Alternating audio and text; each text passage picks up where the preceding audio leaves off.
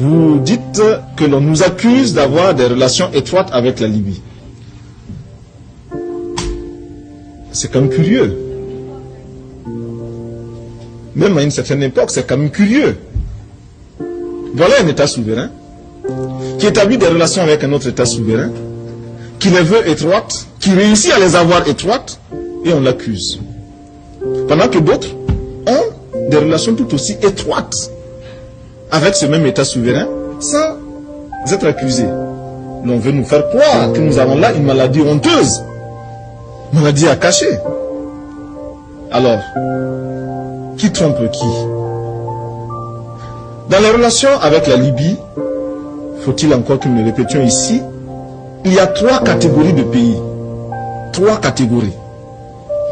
Première catégorie, je dirais même de dirigeants. Première catégorie, ceux qui n'osent pas avoir de relations avec Kadhafi, qui se refusent à avoir des relations avec lui, parce que il leur a toujours été dit que la Libye est porteuse de déstabilisation. La Libye du colonel Kadhafi est un danger. Il faut s'en garder comme de la peste. Et effectivement, ces dirigeants-là s'abstiennent pour ne pas avoir des relations avec la Libye du colonel Kadhafi. Deuxième catégorie de dirigeants, ceux-là qui ont des relations avec la Libye du colonel Kadhafi, mais les entretiennent de manière discrète et très bien camouflée.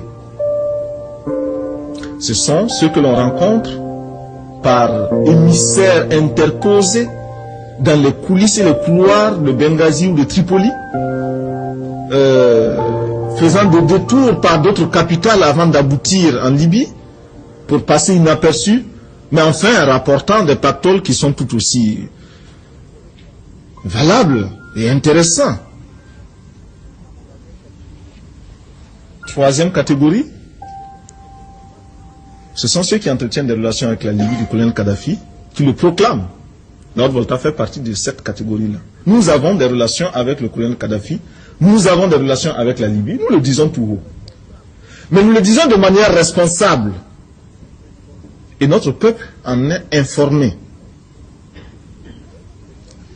Ce qui nous laisse les mains totalement libres. Le jour où nous estimerons que nos intérêts ne se trouveront, nous n'avons plus intérêt à avoir même un semblant de relation avec le colonel Kadhafi, eh bien, nous romprons. Par contre, ceux de la deuxième catégorie, qui bien souvent ont quelques drames de conscience vis-à-vis de leur opinion, ceux-là sont bien embarrassés et savent très bien que la menace pèse sur eux comme une épée de Damoclès. Et chaque fois qu'ils ont voulu dénoncer très haut la Libye, on a menacé de révéler 1/10 des contrats qu'ils passent avec la Libye pétrolière.